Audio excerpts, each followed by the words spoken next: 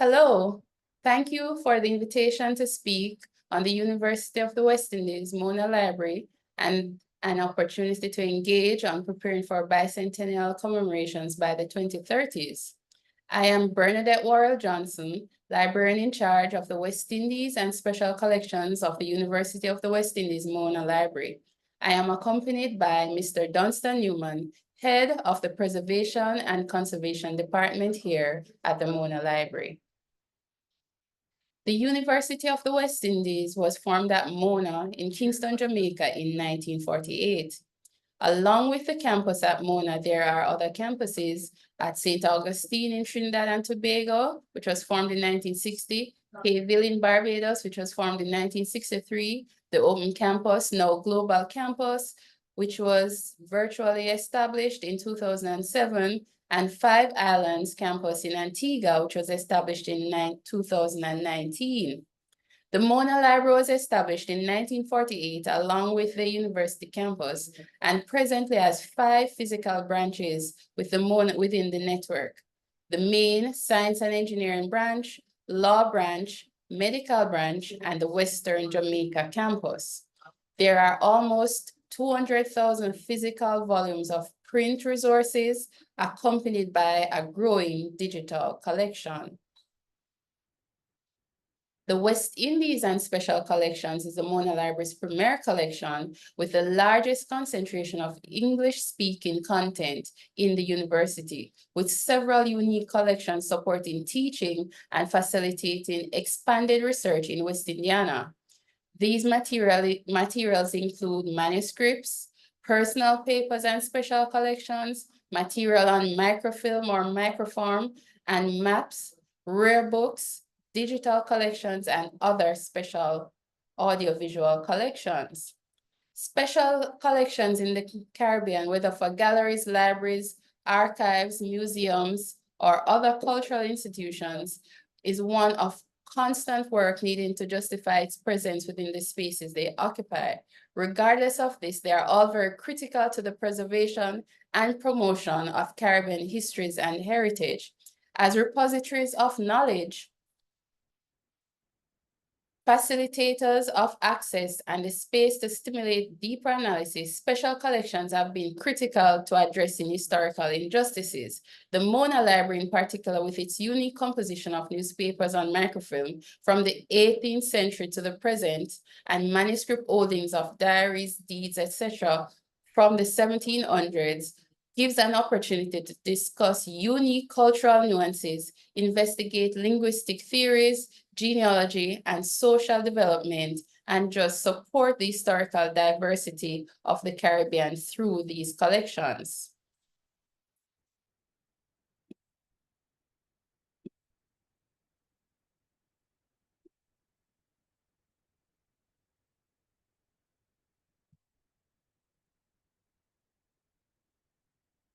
We want to discuss undoing the misconceptions of 2007 through preservation and conservation. Without preservation and conservation, we won't have the opportunity to analyze and interpret based on quality of paper, the resources that are here in the collection.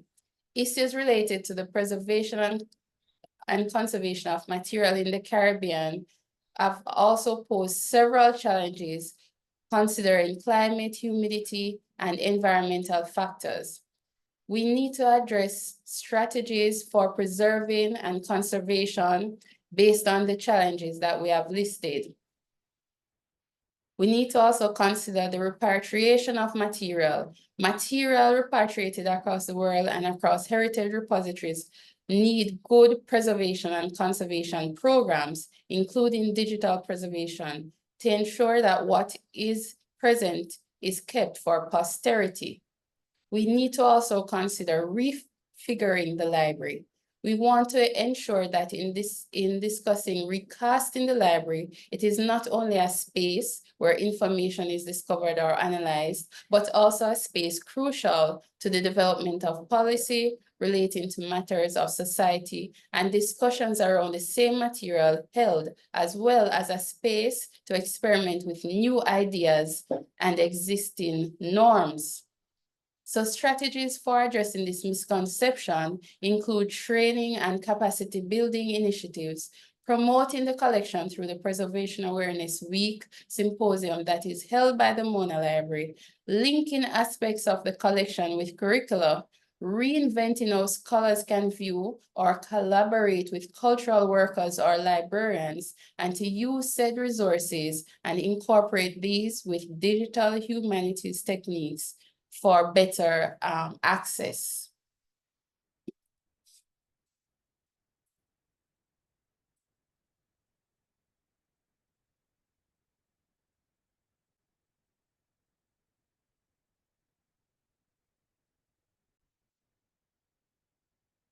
There are a number of strategies that could be implemented in order to remove this misconception of 2007.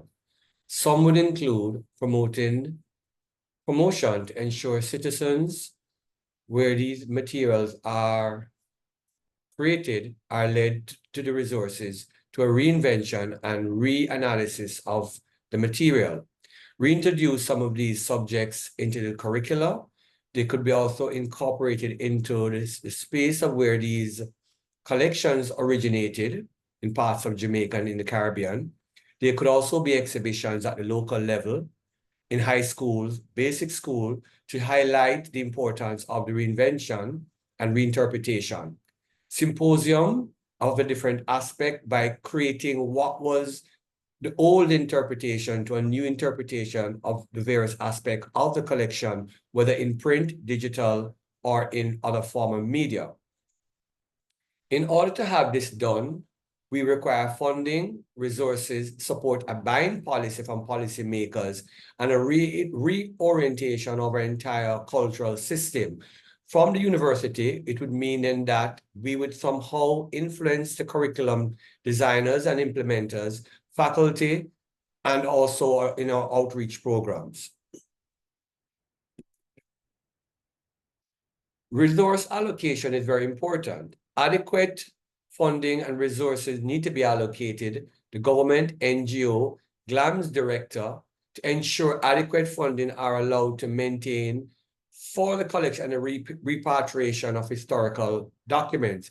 There are a number of the collections are held in different parts of the world, but due to funding in purchasing these collections, it becomes a challenge. And therefore, we have developed countries with the available resources will constantly try to secure these and maintain the status quo of trying to interpret it in their own way, rather than bringing back the collection to where they were so they can be reinterpreted by the scholars.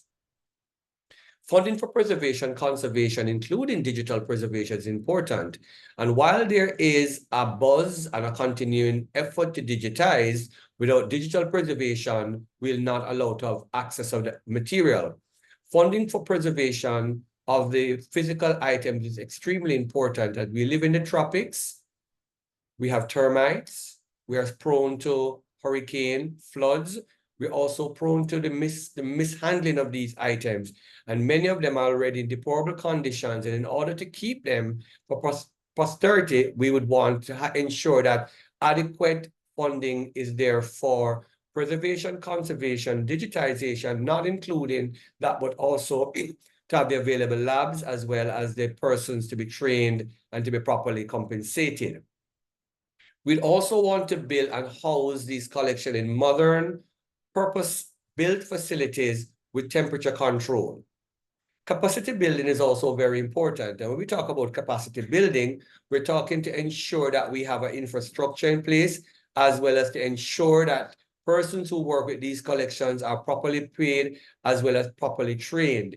In most of libraries, persons who handle these collections are not properly paid, as well as not properly trained. And therefore, by collaborating and having one of the initiatives being put forward by a symposium or Preservation Awareness Week is one way that the Mona Library has ensured and ensure that there's constant dialogue with persons and practitioners in the field. Challenges related to limited funding is not new to libraries, but we can find creative ways in order to preserve and maintain the collections, while they need to be more relaxed way in applying for grants that suits our own needs.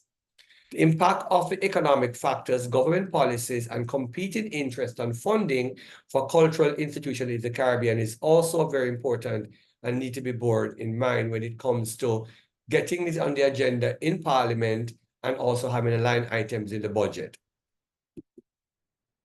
There are a number of challenges that you'd have alluded from actually trying to recreate and resolve the misconception of 2007, not create, but try to mitigate it. While the Caribbean has technological challenge, we still need to make use of these technologies. Virtual exhibition, YouTube, podcast, roundtable discussion, to use other resources come into place. Technological challenges. Challenges relating to technological infrastructure in the Caribbean, galleries, archives, and museums are due to budgetary deficits. And because they're competing with other aspects of the library, therefore these becomes archaic, and we understand the fact that technology changes rapidly, and in order to match the digital aspect and also to allow access, we need to maintain and ensure that, again, that we keep abreast with technological changes. They're also linked to technology and digital challenges, connectivity, and to some degree, while there's a buzz to ensure that public libraries make digital access, sometimes the overcrowding slows the bandwidth and does not allow for free access to everyone at any given point in time. What is also important as it relates to digital access is the fact of trying to balance between outsourcing and actually trying to do try to create the scenario in the libraries to ensure that you can maintain. Many times it becomes a challenge to try to maintain your programs, and if you can't maintain them, you don't have the funding to outsource. Infrastructure, by no means, it is an important issue. Our buildings, most of our buildings have run out of spaces for the collection. More users are clamoring for spaces different from what libraries used to be, and that transformation has created a space problem for our collection. So they are crammed. We don't have the electrical outfit, ACs, to maintain an air-conditioned and controlled environment has now become a challenge due to budgetary constraint. Collaboration and networking is very important. And while many persons who work in libraries do not take preservation, conservation, very seriously, we have to ensure that this comes as very important in the scheme of things in discussion of libraries, and ensure that our librarians, and other library professionals who work in the field are aware of the need of preservation, have some idea of what it really takes to ensure that the collection is there to be used. Importance of collaboration among libraries and archives and other stakeholders in the Caribbean are very important. And while we have our professional association, from time to time, we also need to do our part as colleagues and keep the discussion going. Thank you.